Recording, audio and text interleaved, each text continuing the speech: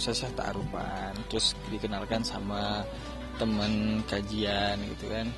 Terus mulailah mereka mengikuti dari hitbah segala macam, minta ke orang tuanya, dan mungkin ikinya srek langsung lah gitu. Saat itu berembuk dulu dengan Ido juga gitu kan. Ya udah sok langsung menentukan tanggal gitu. Diskusi juga dengan orang tua gitu sih. Enggak lama kayaknya mah. Mereka mah sebulan gitu sih. Sebulan langsung mantap. Malah kata sama saya tuh ngomong, kapan Neng angkatnya pernikahan? Katanya besok hari Kamis katanya. Dilihat semua, nggak ada orang yang diceritain. Anak IPA Saripa, Masya Allah. Artinya saya cuma nangis terharu di depan TV. Coba orang ibu kandung, kayak orang miskin, mungkin sama saya orang ibu. Taunya juga dari Ade.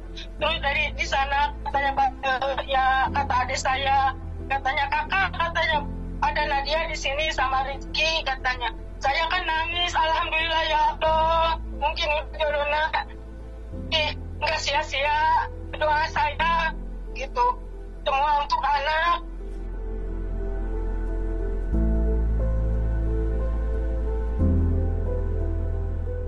Nggak tahan saya. Oh, darah saya yang ke orang lain. Saya nyelatirin. Itu kayak apa? Nadia datang ke rumah saya. Pertama minta HP, saya nggak beliin. Mula-mulanya hari itu marahnya. Minta HP nggak dibeliin karena harga HP berapa? Gaji saya cuma 1 juta. Belum anak-anak kecil masih ada.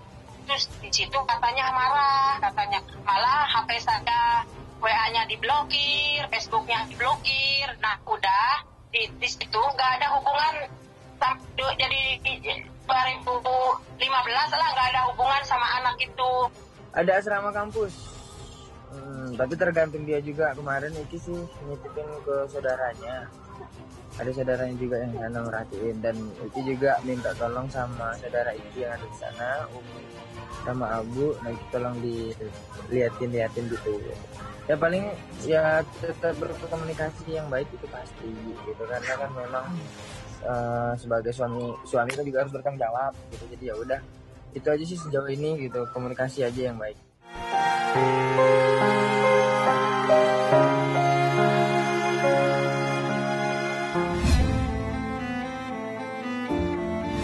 Bukannya saya mau viral atau saya mau masuk TV ya, tapi saya sebenarnya nggak enak gitu sama anak saya.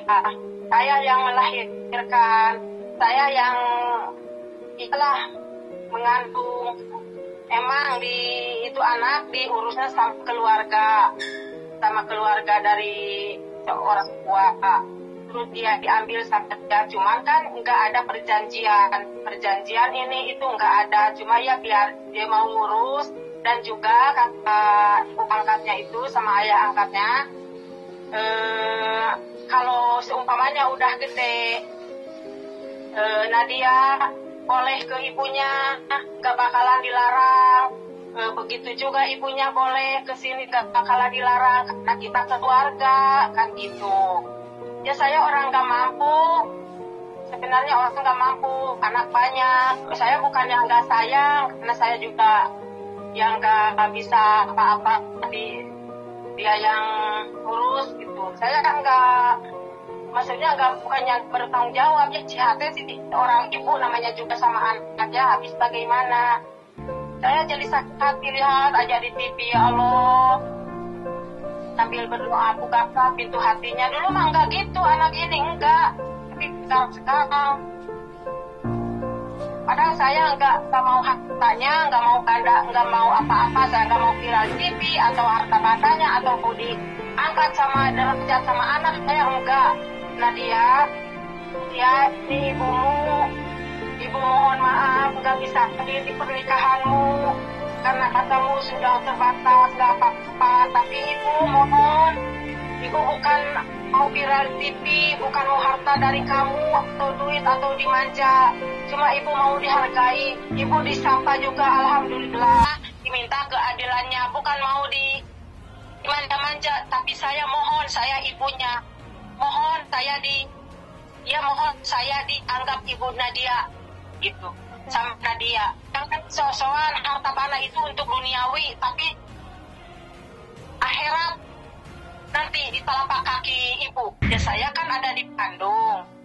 Nah terus saya langsung ke ibu angkatnya, ke rumahnya, mau lihat gitu gimana gitu, namanya juga orang ibu, walaupun saya tidak punya duit, cuma absen muka doang gitu kan. Dia malah ngumpet gitu, Nadianya malah pada ngumpetin. Akhirnya tiba-tiba saya udah pamitan mau pulang, tiba-tiba Nadia juga datang dari dapur, ya saling pelukan sama saya gitu. Nah pada nangis saling pelukan sama saya tuh Nadia.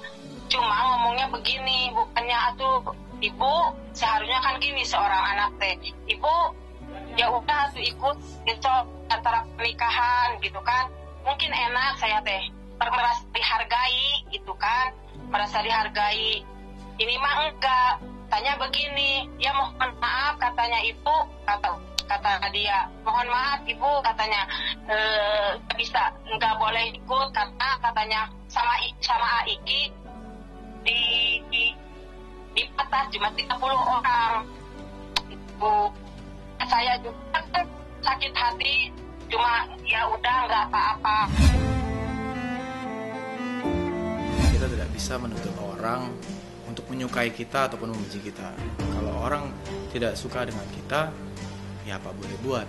Yang penting kitanya memberikan sesuatu hal yang tidak berurusan dengan landasan hukum, tidak bisa menyakiti orang dan tidak bisa itu bisa jadi counter balik gue dari sisi hukum. Selama itu gue tidak melakukan itu, berarti asumsi saya gue tidak bersalah. Gitu. Karena kalau publik mengira gue bermasalah dengan orang A, orang B, orang C, gue ngomong untuk orang A, orang B, orang C, pada nyatanya dan dasarnya gue tidak ngomong itu. Jadi apa yang mereka uji? Justru saya mentanya balik, apa yang kalian uji?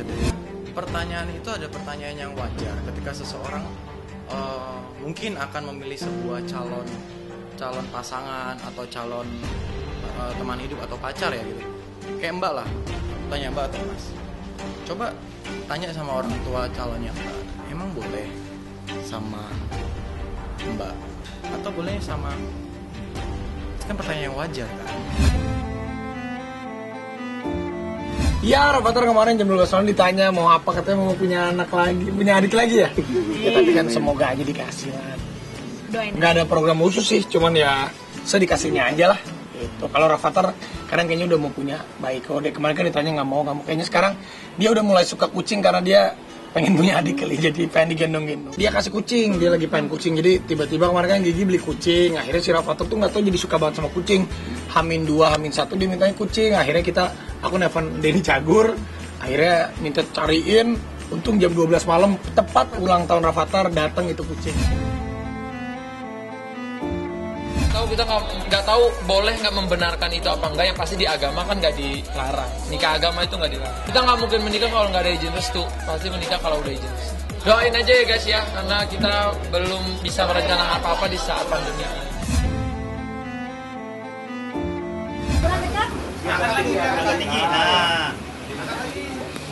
Bill nggak hadir, Mbak Megi nggak hadir, tetapi akhirnya hari ini saya harus jelaskan juga bahwa isi dari salinan putusan tersebut adalah satu, diterima permohonan Mbak Megi, diterima untuk mengajukan perceraian. Jadi alhamdulillah itu diterima. Yang kedua, anak-anak ikut dengan Mbak Megi. Oke, dan itu juga diberikan oleh majelis hakim permohonan kita. Dan untuk nafkah memang akhirnya diserahkan kepada Pak Kiwil ya, karena memang Pak Kiwil sendiri sampai pada hari haknya, hari salinan putusan ini dibunyikan dan memang beliau tidak datang, sehingga tidak bisa menjawab karena setiap permintaan kita kan harus dijawab oleh beliau. Berapa permintaan kita diterima atau tidak oleh beliau, dan itu nggak bisa dijawab. Dan akhirnya putusan ini putus secara fair stake. Dari Mbak Megi kami sudah bertanya apakah ingin ada lagi permintaan-permintaan lain atau ada tuntutan-tuntutan lain, tapi beliau jawabkan tidak ada Mama, karena ini saja sudah alhamdulillah saya sudah tenang, saya sudah bisa menghadapi hidup yang baik, hidup yang baru lagi bersama dengan anak-anak.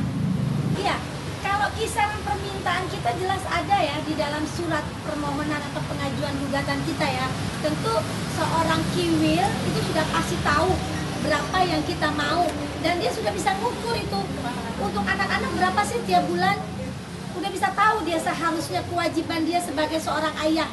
Karena memang hakikatnya apapun itu tetap dia harus bertanggung jawab terhadap anak-anaknya sampai anak-anak itu akhirnya dewasa.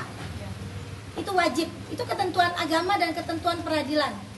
Ketentuan hukumnya itu seperti itu jelas. Pak Gonogini beliau memang nggak punya apapun yang ditinggalkan, jadi memang semuanya mutlak milik Mbak Megi.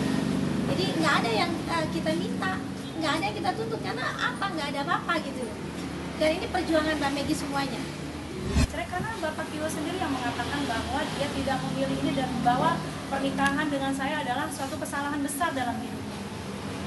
Kalian bertanya kan selama ini kenapa saya ngambil keputusan untuk bercerai, karena Bapak Kiwo yang terhormat mengatakan kepada saya dan kepada media, dan itu pernah saya baca gitu, bahwa kesalahan dalam hidup dia adalah menikah lagi dengan saya. Gitu. Untuk apa melanjutkan suatu rumah tangga kalau dia sendiri sudah menyatakan bahwa itu kesalahan dan dia sudah memilih. Jadi saya nggak mau lagi hidup dengan orang yang menyalahkan rumah tangga itu sendiri. Karena saya merasa hidup saya ini berarti. Berapa lama sih manusia hidup? Kita nggak pernah tahu ya, karena apa? Semua itu takdir Allah. Rezeki, jodoh, maut, semua takdir Allah. Jadi saya nggak tahu sisa usia saya berapa, dan itu yang akan saya jalani sebaik-baiknya. Dan saya akan warnai hidup saya dengan warna yang paling indah yang pernah ada.